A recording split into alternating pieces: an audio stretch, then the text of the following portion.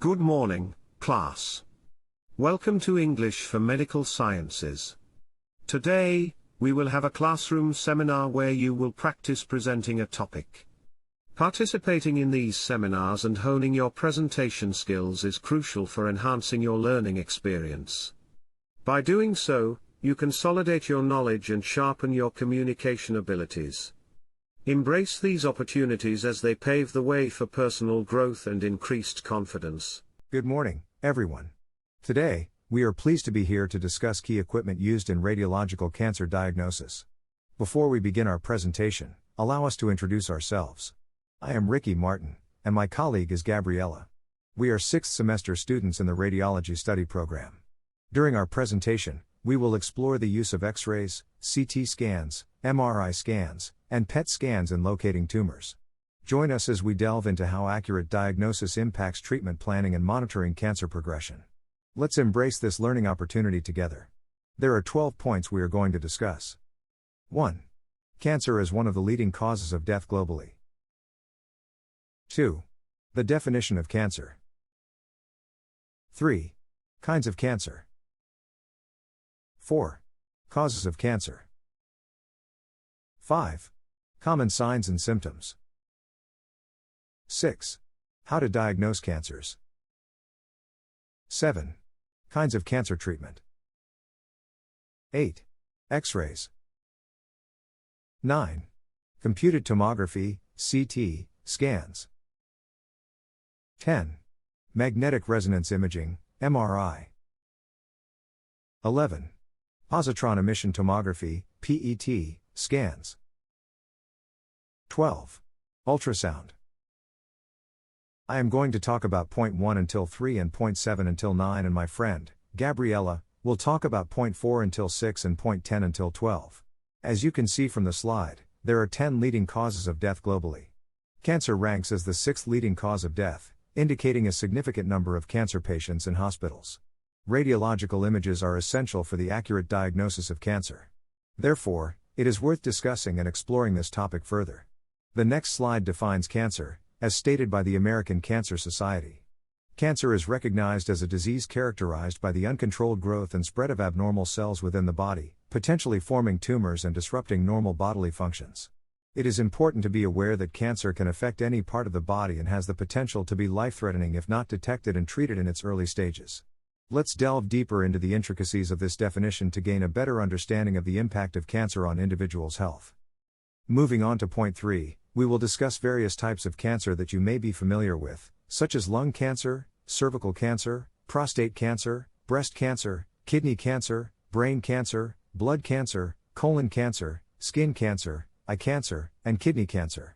It is crucial to emphasize that accurate diagnosis of these different types of cancer heavily relies on the utilization of radiological images.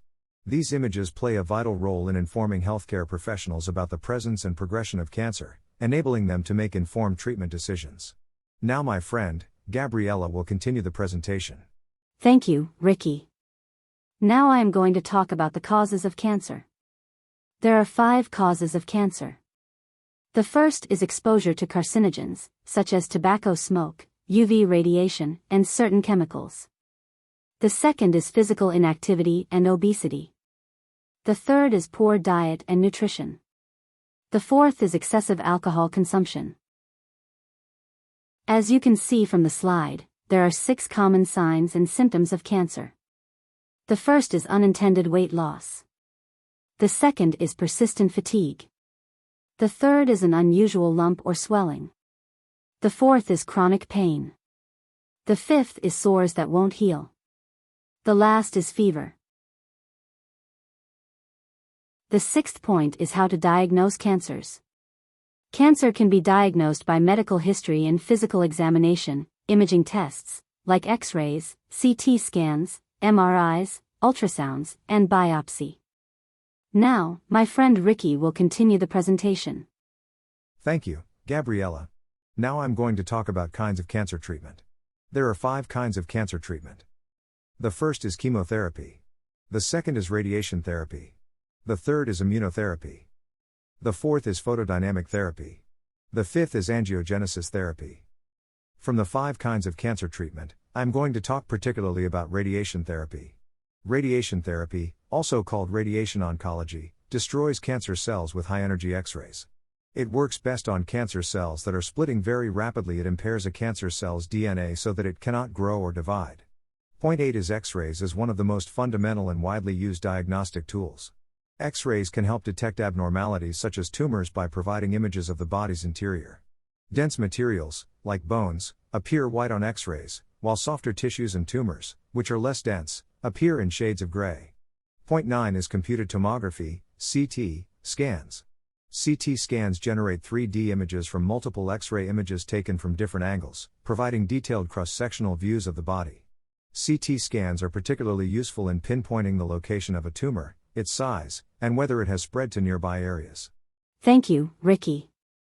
Now I am going to talk about magnetic resonance imaging, positron emission tomography scans, and ultrasound. Point 10 is magnetic resonance imaging. MRI uses powerful magnets and radio waves to create detailed images of the body's organs and tissues. These images can help doctors distinguish between healthy and diseased tissue, making it invaluable in cancer diagnosis. Point 11 is positron emission tomography scans. PET scans involve the injection of a small amount of radioactive glucose into the body.